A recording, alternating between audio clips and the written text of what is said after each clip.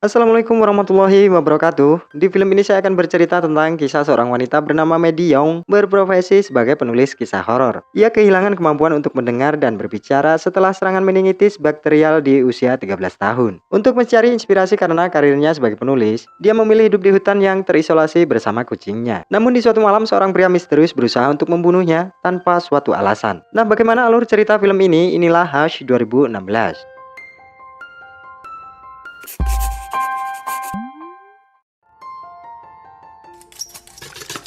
Senja itu, Maddie sedang memasak sambil mengobrol dengan temannya di aplikasi obrolan. Dia kemudian memasukkan daging ke dalam oven seperti resep yang dilihatnya di internet. Tidak lama kemudian temannya yang bernama Sarah datang untuk mengembalikan buku yang dipinjamnya.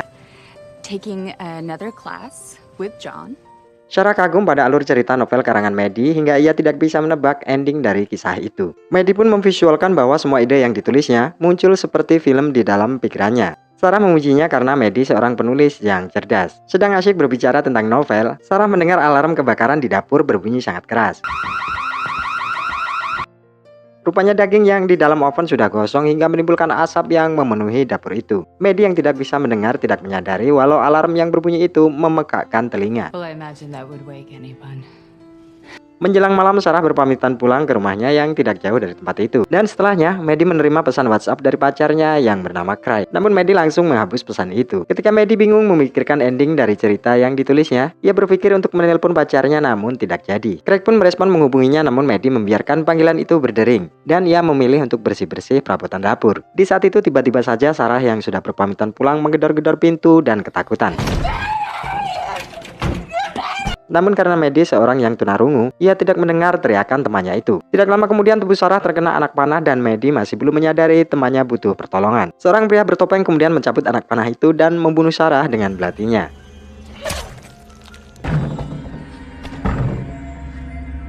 Walau Sarah sudah tidak bergerak lagi, pria misterius itu tetap menusuknya berkali-kali. Namun Maddie masih belum juga menyadari temannya dibunuh sangat dekat dengannya. Pria itu kemudian memperhatikan Maddie dan mengetuk pintu kaca, namun Maddie tidak mendengarnya. Menyadari Maddie tunarungu, pria itu kemudian menyeret Sarah dari depan pintu. Saat Maddie melanjutkan cerita novelnya, ia tidak menyadari pria dengan topeng itu membuka pintu dan bersiap menikamnya dari belakang. Si pembunuh itu sebenarnya hampir tertangkap kamera saat Maddie mendapat video call dari temannya. Temannya itu memberitahu Maddie seperti melihat sesuatu di belakangnya. Tapi Maddie bersikap cuek dan menduga itu adalah kucing kesayangannya. Saat video call, Maddie tidak menyadari si pria bertopeng mengambil HP-nya di atas meja. Maddie kemudian mengakhiri video call itu dan menutup laptopnya. Ia kemudian mengambil makanan si kucing dan mencari kucing itu sampai ke ruangan atas. Maddie kemudian membuka pintu dan melihat keluar. Namun dia tidak melihat kucingnya di sana. Ia kemudian meneruskan cerita novelnya itu. Namun betapa kagetnya, Maddie melihat foto-foto yang dikirimkan dari HP-nya, yakni foto dirinya sendiri yang diambil tidak jauh saat itu juga. Dia pun segera berdiri dan matanya berkeliling mencari. Dan benar saja ia menemukan pria bertopeng sedang menatapnya dari luar sambil memegang HP miliknya. Maddie kemudian berlari mengunci pintu karena pria itu berusaha masuk ke dalam rumah lagi. Pria itu kemudian berjalan pergi sambil menggendong tembak panah di punggungnya. Saat ia kembali lagi untuk membuka pintu, Maddie memastikan pintu itu masih terkunci. Maddie kemudian berinisiatif untuk menghubungi polisi dengan laptopnya, namun sayangnya pria itu mematikan panel listrik di rumahnya dari luar. Maddie kemudian menyambungkan hotspot ke HP-nya, namun hotspot itu juga dimatikan oleh pria itu. Maddie kemudian memandangi pria itu yang menggoreskan gerigi belatinya di kaca pintu. Kemudian pria itu menusuk ke 4 ban mobil miliknya. Maddie kemudian mengambil gincu dan senter di atas meja. Ia kemudian menuliskan pesan di kaca pintu bahwa ia tidak akan bercerita kepada siapapun karena ia tidak mengetahui wajah di balik topeng itu. Namun bukannya pergi, pria itu malah sengaja membuka topengnya dan meminta Maddie untuk membaca gerak bibirnya. Pria itu mengatakan pada Maddie bahwa ia bisa masuk kapan saja dia mau. Tapi kali ini dia tidak akan melakukannya sampai pada waktunya Maddie sudah mempunyai keinginan untuk mati. Pria itu kemudian pura-pura pergi. Setelah itu Maddie mengambil pisau dapur dan palu. Ia masuk ke kamarnya dan menahan pintu dengan lemari kayu. Tetapi di kaca jendela kamarnya, pembunuh itu kembali menakuti Maddie dengan membawa mayat Sarah dan mengetuk-ketukkan tangan Sarah ke kaca jendela. Maddie kemudian keluar lagi dari kamar itu sambil menangis melihat temannya yang sudah tidak bernyawa. Maddie yang ketakutan harus menemukan cara untuk keluar dari rumah itu. Ia kemudian ingat Sarah membawa HP di saku celananya. Ia perlahan membuka pintu untuk mengalihkan perhatian si pembunuh dengan menyalakan alarm mobilnya. Di saat pria itu mendatangi suara alarm mobilnya, Maddie kemudian berlari ke kamar berusaha mengambil HP Sarah melalui jendela. Namun belum sempat HP itu diambilnya, si pria psikopat mengetahui dan berlari untuk masuk ke jendela. Maddie kemudian menghantam tangan pria itu dengan palu hingga terluka. Melihat si pembunuh berusaha masuk ke rumahnya, Medi perlahan membuka pintu untuk kabur. Namun usaha Medi untuk kabur kali ini gagal dan hampir terkena anak panah karena si pembunuh mengetahuinya. Medi kemudian berlari kembali ke dalam rumah saat pria itu menembakkan panahnya dan menancap di pintu. Ia kemudian berlari ke ruang atas untuk kabur dari atap rumah. Medi melemparkan senter ke sisi lain untuk mengalihkan perhatian. Namun ketika ia hendak turun, pria itu melesatkan anak panah dan mengenai paha kirinya. Dan ketika ia melihat ke bawah, si pembunuh kembali melesatkan panah yang hampir mengenai kepalanya. Sambil kesakitan, Medi mencabut panah yang tertancap di kakinya. Dan ketika itu si pembunuh memanjat melalui rak bunga. Mengetahui pria itu memanjat ke arahnya, Medi memukulnya dan pria itu pun jatuh ke tanah.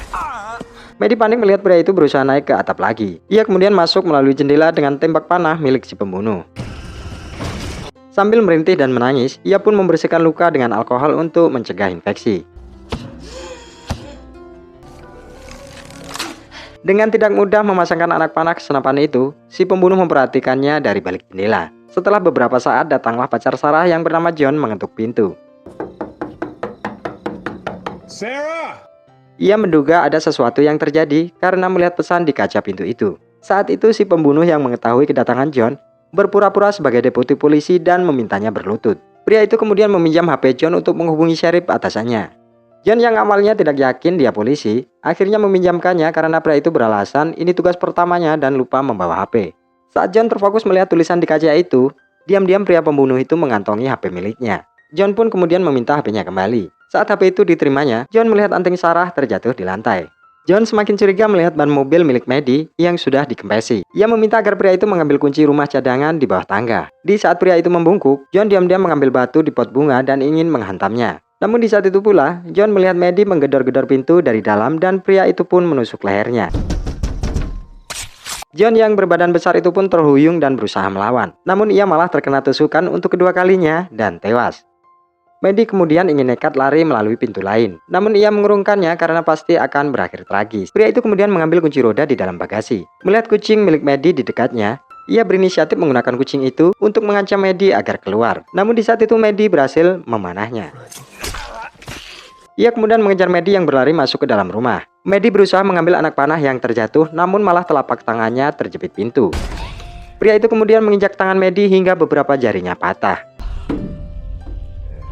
Pria pembunuh itu pun mengatakan kini saatnya dia akan masuk ke dalam rumah. Tetapi kali ini Medi yang sudah muak malah menantangnya untuk masuk dan membunuhnya. Saat pria itu berusaha memecahkan kaca pintu dengan kunci roda, Medi menuliskan ciri-ciri pembunuh di laptopnya. Ia juga menuliskan bahwa ia mencintai ayah ibunya dan mati dalam perlawanan. Medi kemudian mengambil pisau dan bersembunyi di kamar mandi sambil menatap pintu. Namun saat itu pandangannya mulai kabur karena kehilangan banyak darah.